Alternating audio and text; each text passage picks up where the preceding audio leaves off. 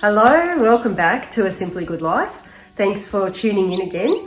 And to all 5 of you out there who make it to the end of these videos, I give thanks. I absolutely love watching a video on what people preserve, and it gives me ideas of what I could try, and I thought I'd bring you along today to show you what I've been preserving over the last year or so, and just, you know, hopefully someone will get some inspiration from that. So I'm just going to launch in. Oh, no, I'm not. Actually, I do need to say a little caveat to all this. You can tell that I've got my preserves out on an open shelf in our dining room, and it's not the ideal place to store your preserves. Ideally, you need a cool, dark environment.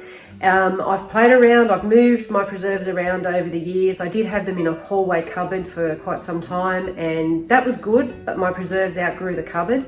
Then I moved them all down to a sort of a mudroom of sorts down the end of the house on some shelving, and, you know, with a curtain up over the window to keep it nice and dark. But I just found I was forgetting that I had the preserves down there. So just this winter that's just come now, I've cleared this shelf out, which used to have all my CDs and books, and the CD player used to be on these shelves. Cleared it all out and put my preserves here. Now, it's winter, so they are in a cool place. We don't have any sort of central heating or anything like that, so it stays fairly cool here, you know, over the winter months. Summer will be very different, and I might have to address that come summer, but for now they're here. And the lighting, well, you know, it is what it is. But what I have found, the major benefit, and it is a huge benefit that I've found from having my preserves stored here, is that I can see them from the kitchen, and I have been so much more inclined to come to this shelf and think, oh, what can I throw in a meal tonight that I've got on the shelf? Or, oh, what can I make tonight where I can just pop open a lid and heat something up? And I'm actually finding I am going through my preserves way quicker than even when they were stored in the hallway cupboard near the kitchen. So insight is in mind, and I'm thinking to use them more, and it's been fantastic. So, you know, not ideal conditions, but it's working for me for now, so that's where I'm at. So let's just start, hey? So up the top here, so some of these things are pressure canned, some of them are water bath canned. I'm not going to go into all of that really. I'll just sort of talk about what I've got. So this is called Surprise Base, and it is, I make a dish called Surprise, which is kind of like a macaroni mince dish with cheese and garlic croutons on top. It's absolutely lovely. So called Surprise because when I was a kid, my mum used to make it, and, you know, we'd say, "Mum, what's for tea?" And she'd say, "It's a surprise." So, and that's what happened to be on the menu that night. So, but that's just the tomato base for the surprise. So when I want to go and make surprise, it's just a matter of boiling up the pasta, adding cheese to this sauce, mixing it all together, croutons on top, and frying up the mince and adding it, and you've got a meal. I've never tried beef mince, in pressure canned beef mince. It's not something that really appeals to me, and doesn't take that much time to fry up a bit of beef mince. Although I have done it in a spaghetti bolognese, particularly for camping purposes. So I just leave the mince out and just make the base. Oh, this one here, Sloppy Joe base, similar story. You just want to fry yourself up some mince, add the sauce to it, thicken it up a little bit on the stove top, and that goes, it's like a loose hamburger. You put it on a hamburger bun and have it with pickles and cheese and stuff, and it's really nice. What else have we got? I'll just skip past, what's that one? Oh yeah, pasta sauce. This was a pressure canned pasta sauce. This has onions, zucchini, carrots, you know, vegetables and stuff in it. So it's not a water bath recipe, it's a pressure can recipe. 9th 25. I'll just skip over. These are just cherry tomatoes that grew wild in our paddock last summer, and I was just picking bucketfuls and bucketfuls of them. So I canned some up, and just the other week actually, I popped one of these into, I think it was spaghetti sauce or something like that I made. Very good, very nice. I'll do that again. That's pretty much the tomato things. This is a new to me preserved dehydrated lemon slices. I've no idea what I'm going to do with them yet, but I'm thinking a lemon powder might be good for cakes and, you know, sprinkling on the top of icing to make it look pretty. Of course, you can do the lemon slices in your drinks and your teas and that sort of thing, but I've never done lemon slices before, so that was last week's effort. This is French onion soup. This is a fail. I don't like this. Yeah. I won't be making this again. As a soup, it's not my cup of tea. I thought it would be because I do like French onion soup, but this just, either it's the recipe or maybe the pressure canning process does something that I don't like. But either way, fail. I'm not doing that again. What I do use it for though, if I've got a roast in the Instant Pot, instead of putting water in the bottom of the Instant Pot and cooking the meat, I'll just throw that whole jar will go in the bottom, and then that becomes the base for your gravy, and it's actually quite nice that way, so it won't get wasted. Then we've got, what's that? Onion jam. Enough said, that stuff's just to die for. We go through that a lot. It's great on everything. Sandwiches, hamburgers. Asparagus. So, pickled asparagus. Absolutely beautiful. I did not grow this asparagus. What I tend to do with a lot of my preserves is I will buy it in bulk from our local greengrocer, who often sells things by the box, and he sells them for a very, very good price. So obviously last summer or spring when asparagus was in season, I bought some and pickled it. Pumpkin. Pumpkin is not my favourite thing. I won't do pumpkin this way ever again. Actually, this is from 7/22. That's how much I dislike it. I might even end up mashing that up for the dog, I think.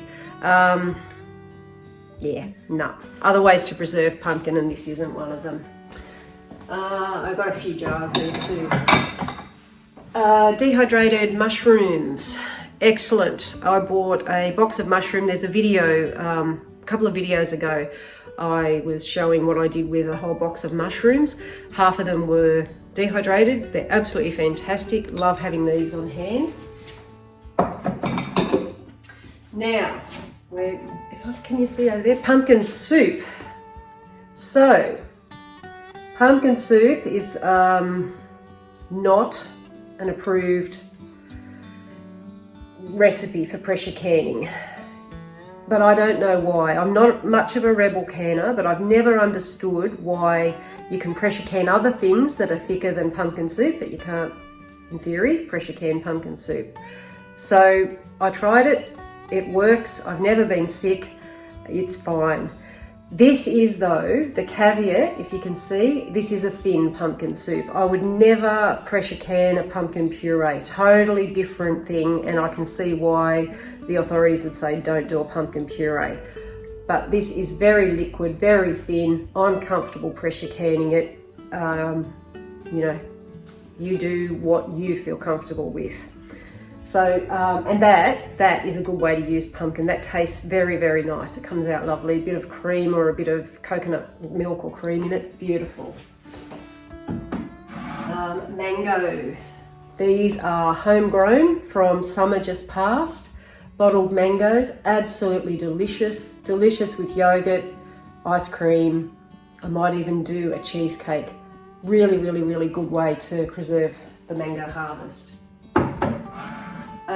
These are pineapple pieces. I didn't grow these pineapples. I can grow, and I do grow pineapples here, but this is actually pineapple pieces that were recanned. So I bought a really big, I think it was, you know, the super big containers of pineapple, maybe are they 4 kilos? They're big anyway. And I broke it down into smaller jars and recanned it. perfect, way cheaper. It was actually half the price of buying the pineapple in the small jars. So cowboy candy. If you've never tried cowboy candy, you have to. It is absolutely delicious. Love it. Love it, love it, love it. Now this was a new to me. These are mushrooms. That's what I did with the other half of the box of mushrooms that I bought. These turn out absolutely fantastic, better than shop bought. I'll be doing this again. This is a great way to use mushrooms. A very older jar, 11th 23, bread and butter pickles. I'll try and use those up really soon. I think the reason these are still on the shelf was I wasn't the biggest fan of them. I think the pickles went a little bit mushy and yeah, just not my cup of tea, so yeah. Now this is something I'm just getting started with, is canning my own beans and chickpeas these are.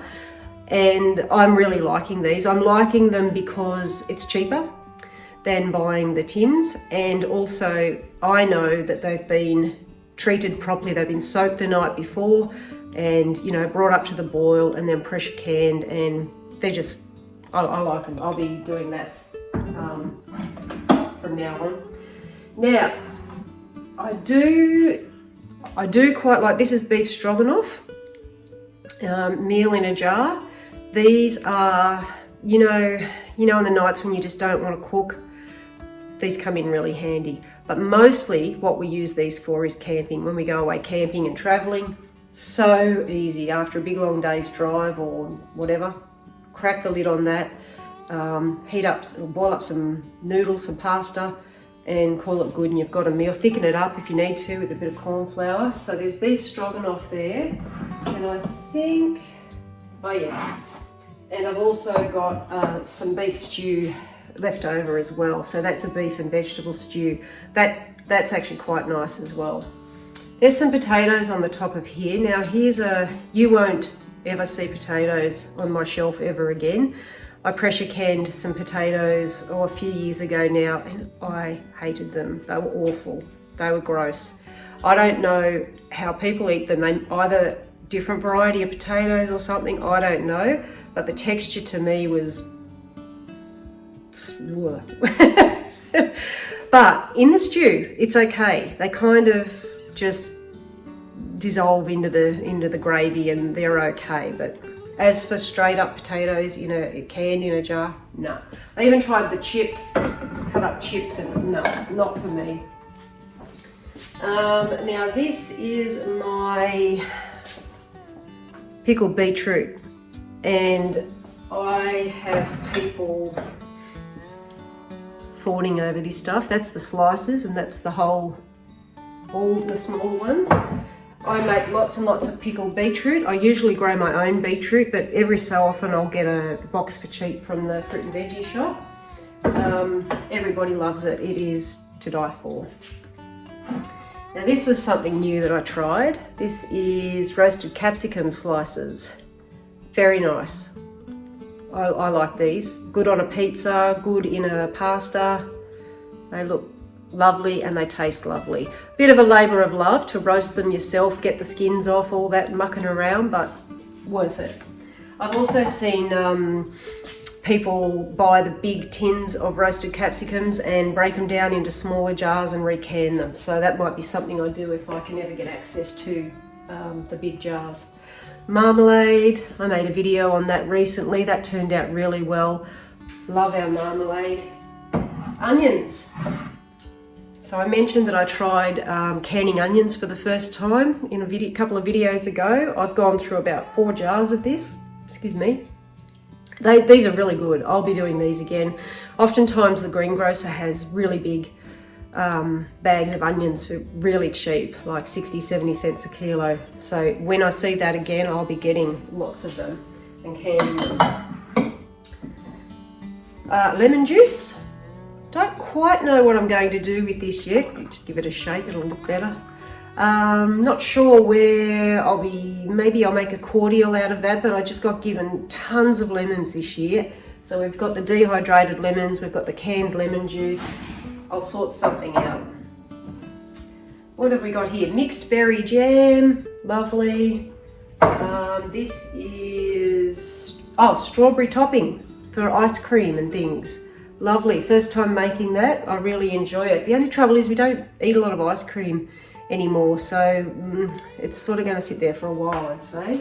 What do we got? Strawberry topping again. I think I've got a strawberry jam here. Yes, I do.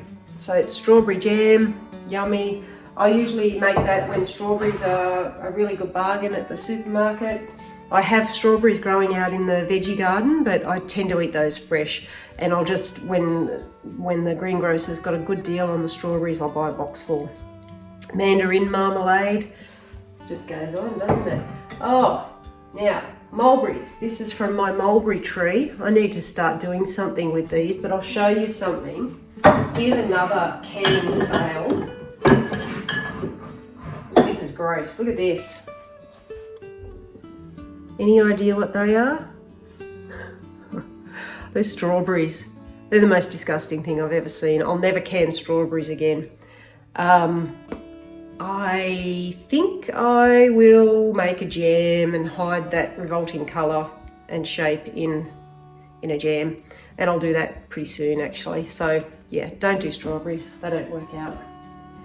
I think that's about it. So that's where I'm at with, down the bottom of this cupboard here, there's a couple of doors and that's overflow stuff. So there's some gaps on the shelves at the moment, which is excellent. I haven't had too many gaps for quite some time because like I said, when it was stored down the other end of the house, it was out of sight, out of mind, and I just didn't think to use it. So that is the benefit to having your preserves somewhere where you can see them, but also they look beautiful. It's like, you know, I don't need to go to a shop to buy knickknacks to decorate with. To me, this is just beautiful. So there's another good reason to have them on display. So there you go. If you feel, it's just a bit of inspiration, I suppose, to show you what I preserve. And I just tend to just be doing something every other week. I'll just be preserving something, and that keeps everything topped up and good to go. So anyway, thanks for watching, and like and subscribe if you care to, and I'll see you in the next video. Bye. I nearly forgot. There's something else I did with the abundance of lemons I got this season, and this is courtesy of Nissa from Our Small Footprint. She's awesome, and she gave me the idea quite some time ago for lemon chung, which I'd never heard of, and I watched her make it and thought, okay, one day when I get the lemons, I'll be making that.